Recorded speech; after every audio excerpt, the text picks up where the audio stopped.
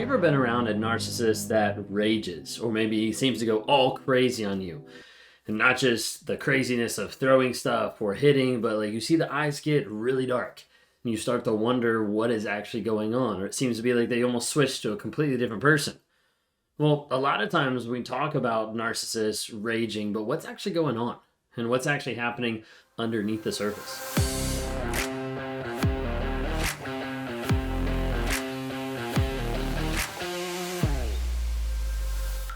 If you guys are new here, my name is Ben Taylor. I'm a self-aware narcissist on this channel to provide awareness, growth, healing, and change. We do it on all different platforms, dropping small nuggets of truth every single day with reels and shorts on TikTok, Instagram, Facebook, YouTube, LinkedIn, Apple Podcasts, Amazon Music, Spotify, all under Raw Motivation. So if you don't follow us on some of those other channels, give us a follow. We're just starting up our Twitter. Not really sure what we're doing with that, but we're trying to figure something out and be on Twitter as well. So check that out. It's under, imagine that, Raw Motivations. So if you guys want to hear from the wife's perspective, check out the new podcast, Trauma, Drama, and Life. If you haven't had a chance to be able to look at the Narc App, go to NARCAPP, narcapp.com, and that's what houses some of the information telling you about some of the courses, some of the challenges, some of the community that we have there for people to help encourage you and help connect with you through the crazy making that you're going through, understanding that you're not alone.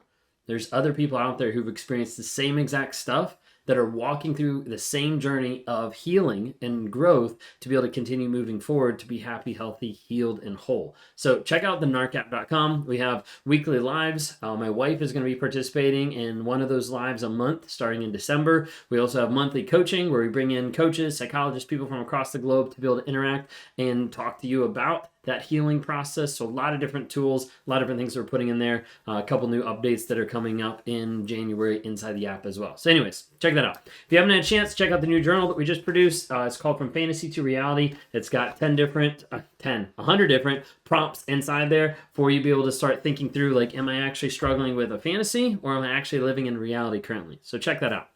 When we talk about narcissists raging, and we talk about that anger and that frustration, a lot of times we equate narcissists with raging. Now, it doesn't always happen in the same exact way. Sometimes you have covert narcissists where they rage more with the silent treatment or with the passive-aggressive digs, little things like that. We're not talking about them today, okay? We're just talking about the narcissist raging. Oftentimes with narcissists, you see very few emotions that can be engaged with and that exemplify. So like someone asks me, how are you doing? I'm okay. Fine, like don't really know what other emotions to think of, and then I get upset, boom, rage.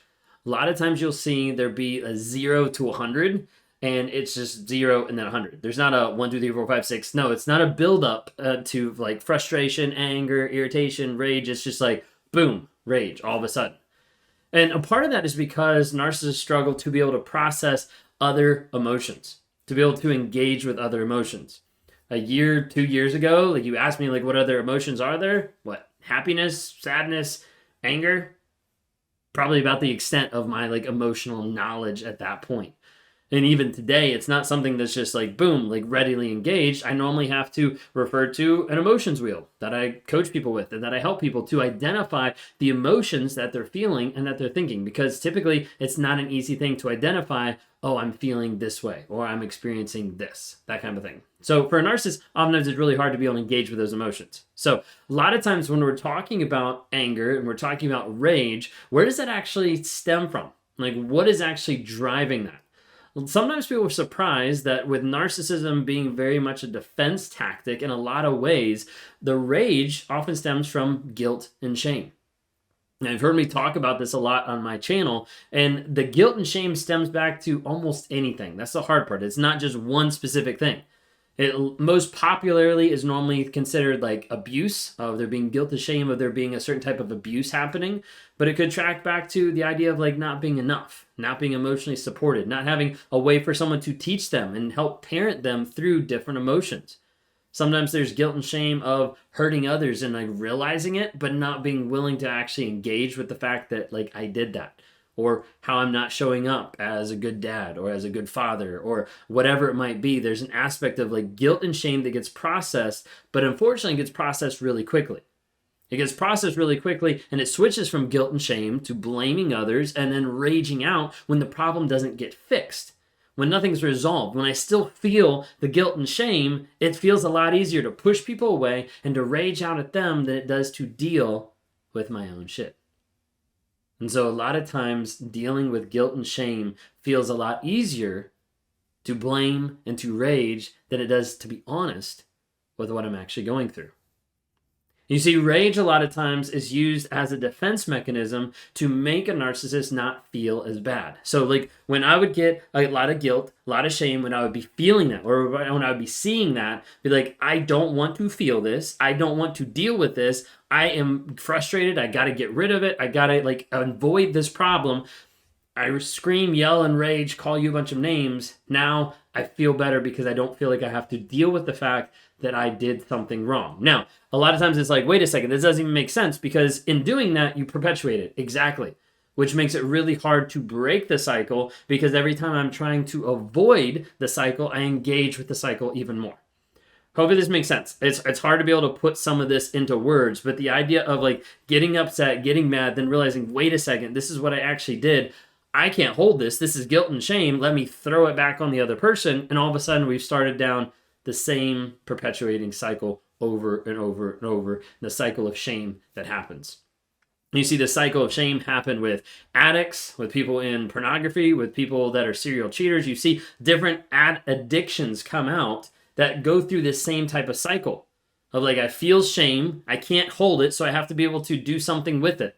The difference is a narcissist oftentimes will use to rage or blame that shame back out, versus someone who's in like an addiction will typically sedate or will go back to the addiction because they're feeling the withdrawals or the shame of what they actually did. So they go back to it over and over and over again. This is where that cycle just keeps happening. And you see, this is aspect of, I do something that hurts my wife and she's over there and she's crying. The biggest thing is I just want to avoid it. Like, I don't want to deal with those emotions. I don't want to deal with the fact of what's actually happening. Because if I have to go over and deal with it, oftentimes it's going to expose who I am. It's going to expose that I'm a liar, that I'm a cheater, that I'm an abuser. Like, it's going to expose all these things. And that produces guilt and shame that I don't want to deal with, that I don't want to be honest about. You see, whenever we're struggling with the guilt and the shame, those emotions, I don't know what to do with it except to just avoid it. Now, I mentioned before in different videos about narcissism and like empathy, and how some narcissists do have empathy, but what stops them from actually showing empathy is the guilt and shame that they're not processing, that they're not actually dealing with and not being honest with themselves about. So the same aspect of my wife is crying on the couch because she just found out that I cheated, and I realized, hey, the right thing would be to go over and comfort her or to apologize or something. But I choose to stand over here because in walking over there, it would actually acknowledge that she's valid in her feelings. I don't want to validate those feelings because those feelings validated mean that her hurt is validated, which goes back to me being the problem. And again, in my mind, if I'm the problem, then I have to hold the guilt and the shame. It's kind of like playing hot potato. Like, I've got guilt and shame. You take it. You take it. You take it. Everybody take it but me, because I don't want to get burned with the stuff that I'm doing.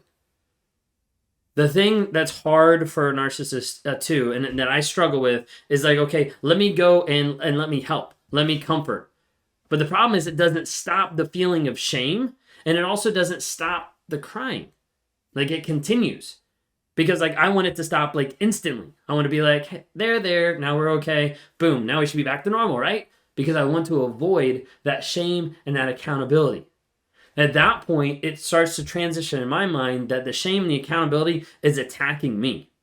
Like, your crying is inconveniencing me. Your crying is actually attacking me because it's producing this guilt and shame that I made, that I produced. But it's producing in my mind this guilt and shame that I don't want to feel. So therefore, you're the enemy because you're bringing this out in me. I hope this makes sense. I'm trying to like tie some of the pieces together, but that's like the aspect. So like when my wife is crying, like I don't want to engage with that because it's going to bring out that guilt and that shame. And so in those moments, the other person becomes the aggressor, becomes the attacker. You're attacking my good and stable life. And as a result, I have to defend that. I have to be able to throw it back at you. I have to be like, you're the problem. It's your fault. Like if you didn't do this, then we wouldn't be in this place. If you didn't look at my phone, then you wouldn't know that I've cheated, and then you wouldn't be crying, and then I wouldn't feel this guilt and shame. Like it all goes back to me. Like that's the whole aspect of the narcissist having the high sense of ego, the entitlement. It goes back to me. So when a narcissist rages, it doesn't always happen where it's like completely like blackout, like rage. I don't even know what just happened. A lot of times they do know what happens.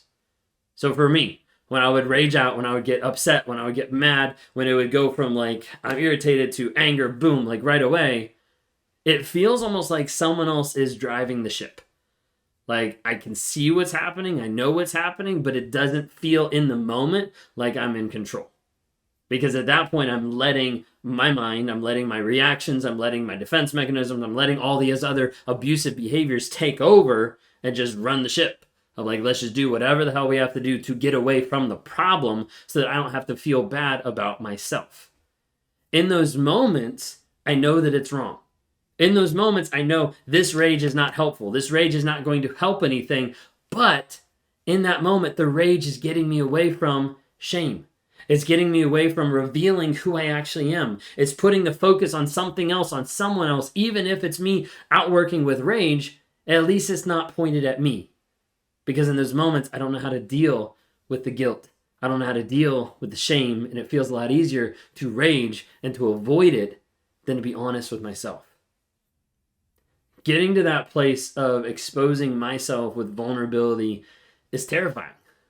And it feels terrifying to actually open up. Sometimes it was terrifying starting off opening up on this platform, or terrifying like getting more vulnerable on different pieces of content or videos that I produce. But the more I engage with it, the more I'm able to see like, hey, like it feels like it's safer to push people away. It feels like it's safer to rage out. But in reality, when I'm able to actually sit and hold the guilt and the shame, that's where I'm able to start actually processing and starting to work through the healing process of understanding my emotions, dealing with my emotions, and then being able to try to show up for other people when they have emotions as well.